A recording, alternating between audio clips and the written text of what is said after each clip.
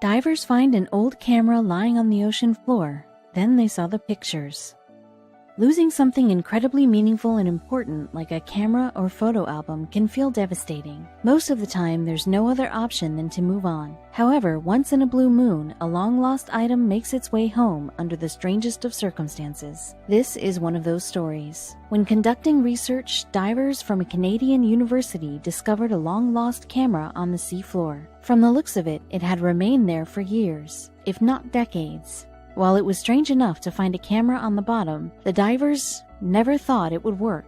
But believe it or not, it turned on, and they could not believe the photos they found. On the morning of May 13, 2014, a diving team from the Marine Ecology Department at Simon Fraser University in British Columbia, Canada, prepared to head out into some pretty deep waters. You see, the team wanted to conduct a research dive to study the waters off the coast of Bamfield near Vancouver Island. While the dive team had initially planned to simply take some notes on oceanic wildlife, their goals that day quickly changed. As the team loaded up the boat and headed out onto the deep blue sea, they had no idea what the ocean depths had in store for them. Specifically, the team wanted to dive into the cold waters to study the many variations of sea stars that call the area home. By taking a large group out there, the divers hoped to shed light on their interesting behavior and numbers. Not only that, but some of the divers also planned to capture a few sea stars to study them back in the school labs. However, once on the sea floor, something embedded in the seabed caught the eye of one diver.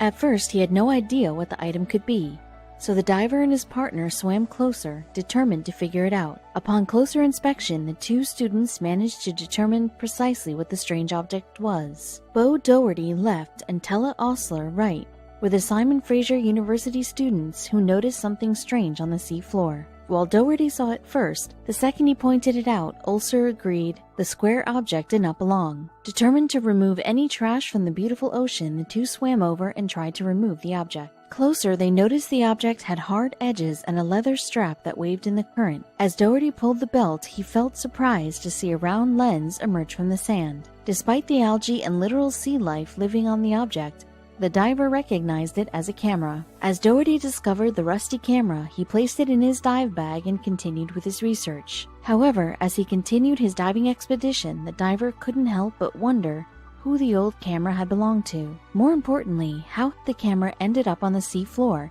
so deep in the water and so far away from shore. Also, how long had it been there? One of the divers picked it up and put it in his pocket and kept counting starfish, Professor Isabel Coate recalled in an interview. When they came up from the dive, he said, "Look what I found." As you might imagine, the whole team felt curious and wanted to find out everything about the unusual find. After Doherty revealed what he found, the old camera particularly caught the attention of Coates' co-professor Siobhan Gray. What was so special about this rusty camera? Well, while Gray had accompanied the first group out that day, her main interest of study was not actually the starfish.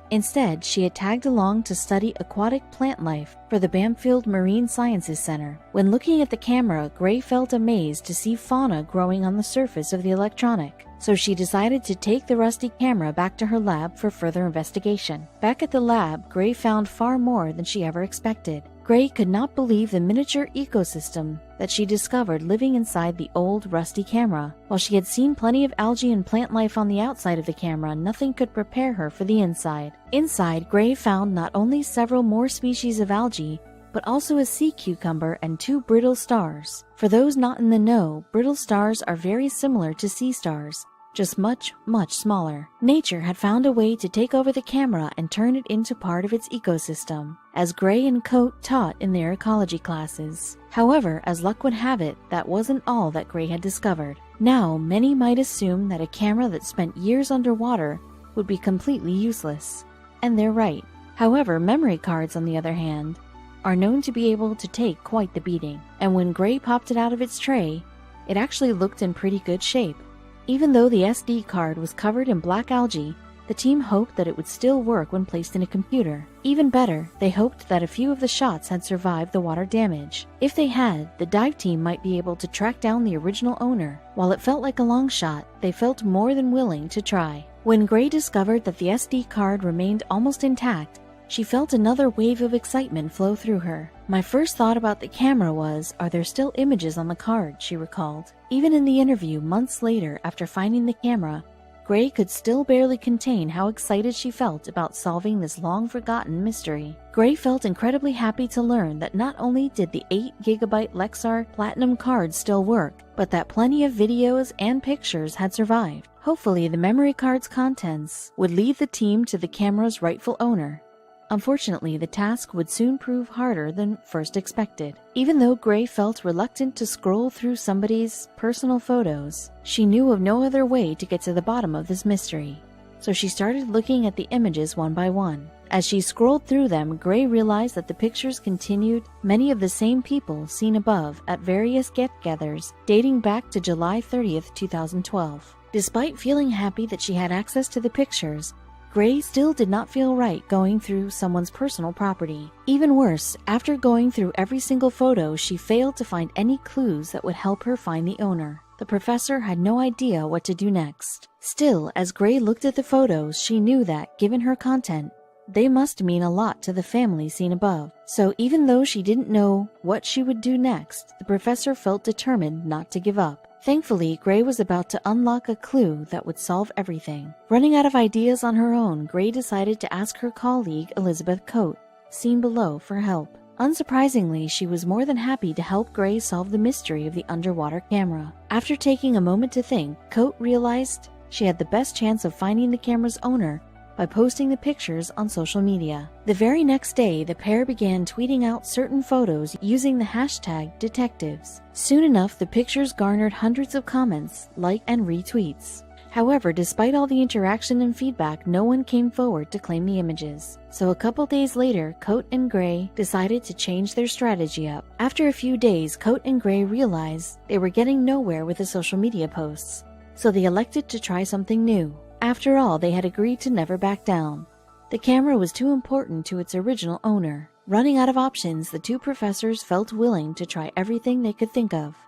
Eventually, Coate and Gray and the rest of the dive team resorted to printing out the pictures and posting them around town. Believe it or not, it didn't take too long before a member of the local Coast Guard regiment actually recognized someone in the photos. It would seem one of the men in the photos had been rescued from a shipwreck not too long ago. As it turns out, one of the men in the photos was Paul Burgoyne, an artist from Vancouver. Apparently, Burgoyne had lost his boat back in 2012 when it sank, exactly where the diver had found the camera. After a short talk with Coate and Gray, the Coast Guard officer found Burgoyne's phone number and got in touch with him. After a short phone call with him, the Coast Guard officer took the camera in hopes of returning it to the man.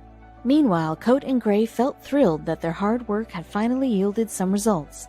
Little did they know that the story would not end here. In late May of 2014, Gray received a phone call that finally put the entire mystery to bed. On the other end was none other than Paul Burgoyne, and he was thrilled, Gray said. Apparently, Burgoyne couldn't believe that the dive team had found his long-lost camera, and just as Gray and her associates had predicted, he told her just how much the camera meant to him. He said when he got off the phone with the Coast Guard, he and his wife were laughing a great deal and mentioned how lucky he was, Gray later said. As the professor and Burgoyne talked, he told them just how important the photos on the camera were to him. Burgoyne felt particularly grateful as the bulk of the photos on the card did not capture any ordinary family gathering.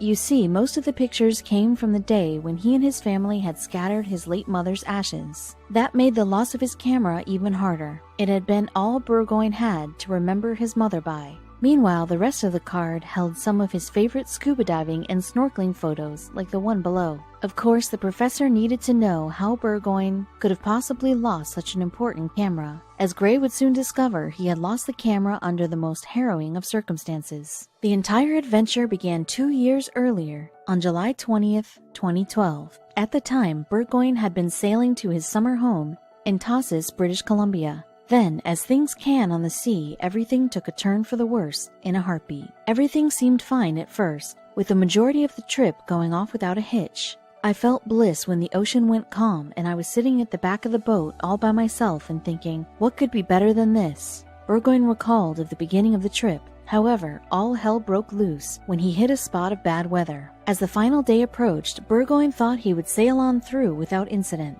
Unfortunately, on the afternoon of the last day, the sailor placed his boat directly on the path of a massive storm. For those who do not know, things can change on the sea in a heartbeat. In just minutes, the seas went from calm and beautiful to raging and terrifying. Sailing through the storm, Burgoyne tried to remain calm and rely on his skills to get him through. Unfortunately, as the sea grew more turbulent, his boat crashed into some unseen rocks near the shore. In the ensuing panic, Burgoyne dived from the boat into the water, losing everything, including his camera. After Burgoyne's boat crashed into the rocks and the hull smashed apart, it quickly sank into the ocean. Within a matter of minutes, he found himself stranded in the freezing cold water. Rapidly developing hypothermia, Burgoyne saw his entire life flash before his eyes. He felt sure he would never get out of the ghastly accident alive. Thankfully, patrons at a nearby inn spotted him and called the Coast Guard. Believe it or not, Burgoyne had to stay in the cold water for 6 hours until he was finally rescued and brought back to the shore.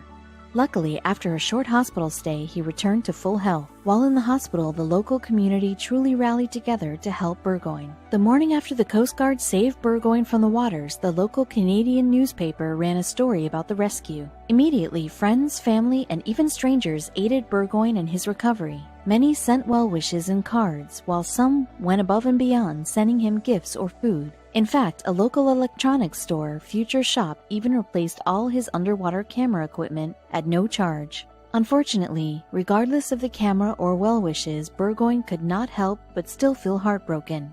He truly appreciated them, but he had simply lost too much in just a matter of seconds during the crash. As you can imagine, Paul Burgoyne felt extremely grateful that he had made it out of the ocean alive and even had a new camera. However, as a result, he had lost hundreds of personal and meaningful possessions in the wreck, not just his pictures. At first, Burgoyne felt incredibly depressed and hurt at the loss. Still, in time, he learned to accept it. After all, it was the cost of his survival. Still, out of all the objects he lost, Burgoyne felt most heartbroken about his missing camera. While he could replace most of the other possessions, he could not recreate the photos. For years, Burgoyne had assumed he lost those memories for all time. So you can only imagine how lucky he felt when the Coast Guard officer called him. As you might imagine, Burgoyne cannot believe he eventually got the camera back after so long. That just shocked me. Getting the camera or the photos back, that's really quite wonderful, he said. I have a new respect for, these electronics. You throw most of it away every 2 years, but that little card is an amazing bit of technology. These days, the photographs serve as a reminder for Burgoyne to always be thankful for what he has. At first, he says, he had to give the camera up to understand the importance of life. Now that he's learned to be thankful, the universe returned the camera to Burgoyne. However, he's not the only lucky person in the world. Believe it or not, this is not the first time this has happened. As hard as it might be to believe, on the other side of the world, another long-lost camera appeared in the ocean. This time, the camera in question washed up onto the beach in Taiwan. Meanwhile, barnacles covered the outer shell to the degree that it did look like part of the seafloor. However, once again, the camera remained surprisingly intact. The makers of the waterproof case that protected the camera should really put these images on their Amazon page. While a group of school children found the missing camera, it would be their teacher who eventually found the owner. When one of his 11-year-old students found and brought the camera to him, teacher Park Lee didn't know exactly what to do. At first, he thought it was merely a rock, given the way it looked. Then, when he realized it was a camera, he didn't think it could ever work. We thought it was broken, but then, by chance, knocked off a barnacle on the casing and found a button to open the case, Parker Lee said. Amazingly, not a drop of water had entered, and the camera inside appeared to be in good shape. Even more amazingly, the boy turned the power on and the camera was still charged, Lee said. Before long, Mr. Lee took the kids back to the school to discuss what to do with their find. Back at school, Mr. Lee and his students tried to figure out what to do with the camera. Some children thought we had earned the camera and could keep it for ourselves.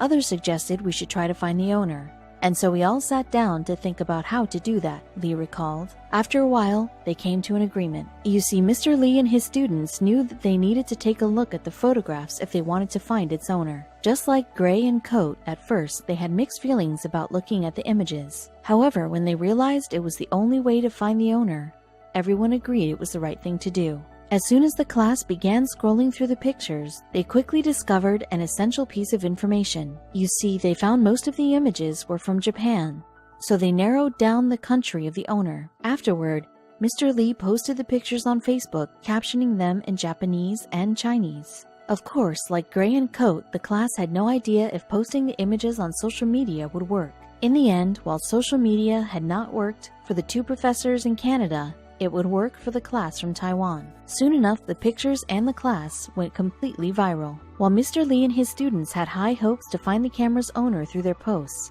they had no idea the posts would become viral, but they did.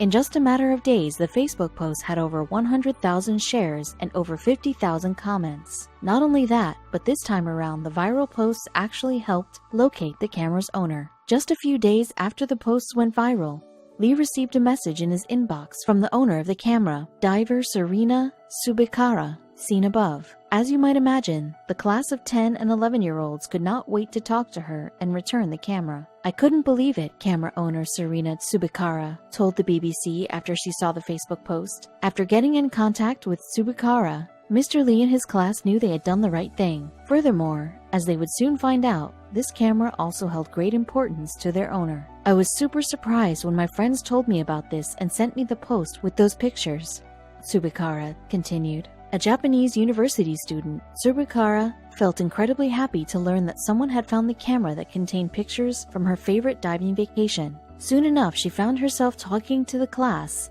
and telling them how she lost the camera. As she relayed to the class, Serena Tsubakara had been on vacation on the island of Ishigaki, Okinawa, some 155 miles east of Taiwan, when she lost her camera. "I was scuba diving and I lost the camera when one of my friends ran out of air and needed help." Just like the camera in Britain, this diver had lost her camera due to a life-and-death situation. When Tsubakara dropped the camera from her hands in 2015, she felt sure that she had lost it forever. Meanwhile, safely encased in a diving case, the camera went on a little journey of its own. Well protected, it traveled hundreds of miles until it eventually washed up on a beach in Taiwan. While Tsubakara lost the camera all those years ago, she could have never imagined it would end up on a beach in Taiwan, let alone that a child would find it and ultimately return her lost memories. "I am so lucky and happy to have this miracle opportunity to feel kindness of people in my life," Tsubakara said. "Those pictures reminded me of old memories and brought me back to those." These days, Tsubakara regularly looks at the photographs and remembers not only the great vacation,